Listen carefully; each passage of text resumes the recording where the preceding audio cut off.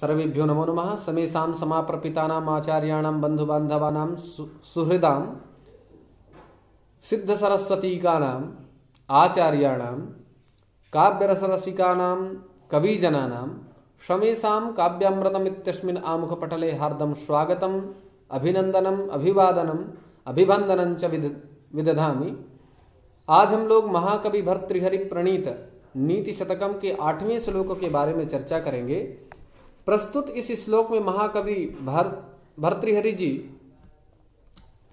कहते हैं कि मानव मन में अल्पज्ञता जो होती है वो घमंड को उत्पन्न करती है, दर्प का उद्भव करती है। अतः मनुष्य को विद्वत संगति से अपने ज्ञान का उदय करना चाहिए। दर्पोदय ना हो इसलिए हमें विद्वत संगति करना चाहिए। इसका निरूपण करते हुए कहते हैं यदा किंचिज्ञो हम द्वीप इव मदान्धः समभवम् तदा सर्वज्ञोऽस्मीत्यभवदवलिप्तं मम मनः। यदा किंचित् किंचित् बुधजनसकाशादवगतं तदा मूर्खोऽस्मीति ज्वर इव मदो मे व्यपगतः। तदा मूर्खोऽस्मीति ज्वर इव मदो मे व्यपगतः। अर्थात यदा अहम यदा माने जब, अहम माने मैं, किंचिज्ञ माने कुछ जान पाया था, मुझे थोड़ा बहुत ज्ञान हुआ। तदा द्वीप इव मदान्धः समभवम्। यदा अहम किंचिज्ञ तदा द्वीप इव मदान्धः।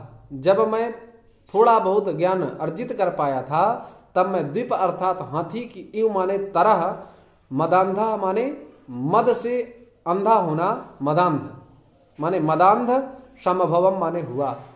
जब मैं थोड़ा कुछ ज्ञानार्जन कर पाया, जब मुझ में थोड़ा ज्ञानोदय हुआ तो मैं हाथी की तरह मदमस्त हो गया। और तदा सर्वज्ञ, तब मैं सर्वज्ञ हूं। इति इस प्रकार से मम माने मेरा, मनः माने चित्त, अवलिप्तम संलिप्तम जातम, अर्थात मेरा मन इस अहंकार में संलिप्त हो गया कि मुझसे बड़ा कोई विद्वान है ही नहीं। फिर क्या हुआ तो बोले यदा बुधजन सकाशात, अर्थात यदा माने जब, बुध माने विद्वान, जन माने लोग, और सकाशात माने समीप। जब मैं विद्वान जनों के समीप, किंचित अवगतम, जब मैं विद्वानों के समीप कुछ गया, तदा तब मूर्खा अस्मि, मैं मूर्ख हूं।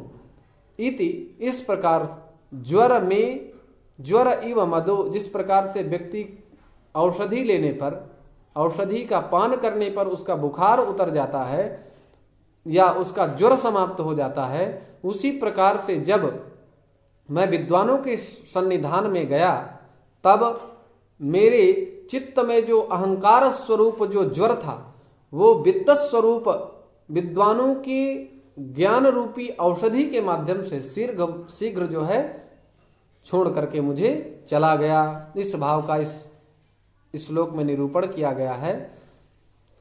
आइए हम लोग पदों के विश्लेषण के बारे में अध्ययन करें।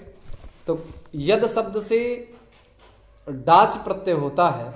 यस्मिन् काले इत्यस्मिन् विग्रहे डाच प्रत्ययः भवति तेन यदा इति पद निष्पत्ति। जब हम लोग यद शब्द से डाच प्रत्यय करते हैं तो यहाँ पर यदा यह पद निष्पन्न होता है। किंचिज्ञः, किंचित जानातीति किंचिज्ञः, किंचित उपपद रहते ज्ञा अवबोधने धातु से का प्रत्यय हो जाएगा जिससे किंचिज्ञः यह पद निष्पन्न होगा। अहम अस्मत् शब्द का प्रथमा एक वचन में अहम बनेगा। द्वीप इव, द्वीप अर्थात द्वाभ्याम मुखशुंडाभ्याम पिबति इति द्वीपः, पाप आने धातु से का प्रत्यय हो जाएगा जिससे द्वीप यह पद निष्पन्न होगा। मदांधः, मदि मदे धातु से कर्ता अर्थ में अच प्रत्यय होता है, तेन मदेन, और मदेन अंधः मदांधः। अंध जो है अंध दृष्टुपघाते या अंध दृष्टुपसंहारे, इस धातु से जब कर्तार्थ में अच प्रत्यय होता है तो अंध पद निष्पन्न होता है। मदेन अंधः मदांधः, ऐसा तृतीया तत्पुरुष समास निरूपण किया गया है। समभवम, सम उपसर्ग पूर्वक भू धातु लंग लकार उत्तम पुरुष एक वचन में समभवम इस प्रकार का पद निष्पन्न होता है। तदा तद शब्द से तस्मिन काले इस अर्थ में डाच प्रत्यय होता है, जिससे तदा निष्पन्न हो जाता है। सर्वज्ञ सर्वम जानाति सर्वज्ञ सर्वोपद रहते ज्ञा धातु से का प्रत्यय होगा, जिससे सर्वज्ञ यह पद निष्पन्न होगा। अश्मि, अश भूवि धातु से लट लकार उत्तम पुरुष एक वचन में अश्मि यह पद निष्पन्न होगा। अभवत भू सत्तायाम धातु से लंग लकार प्रथम पुरुष एक वचन में अभवत, और अवलिप्तम अव उपसर्ग पूर्वक लिप उपदेहे धातु से क्ता प्रत्यय होता है, क्ता, जिससे अवलिप्तम यह द्वितीयांत पद निष्पन्न होता है। मम अर्थात अस्मत् शब्द षष्ठी एक वचन में मम यह पद निष्पन्न होता है। मनः मन ज्ञाने धातु या फिर मन अवबोधने धातु से कर्णे असुन, कर्ण अर्थ में असुन प्रत्यय होता है, तो मनस यह पद निष्पन्न होता है, और मनस शब्द से ही मनः यह प्रथमांत पद निष्पन्न होता है। बुध जन सकाशात, बुधश्चासौ जनश्च इति बुध जनः, तेषां समीपे अंतिके गमनम सकाश गमनम अर्थात सकाशम, तस्मात् सकाशात, बुध जन सकाशात। अवगतम अवउपसर्ग पूर्वक गमलृगतौ धातु से कर्म कर्ता अर्थ में क्ता प्रत्यय होता है, जिससे अवगतम यह पद निष्पन्न होता है। व्यपगतः विउपसर्ग पूर्वक अप उपसर्ग पूर्वक गमलृगतौ धातु से कर्ता अर्थ में जब अक्ता प्रत्यय होता है तब व्यपगतः यह पद निष्पन्न होता है।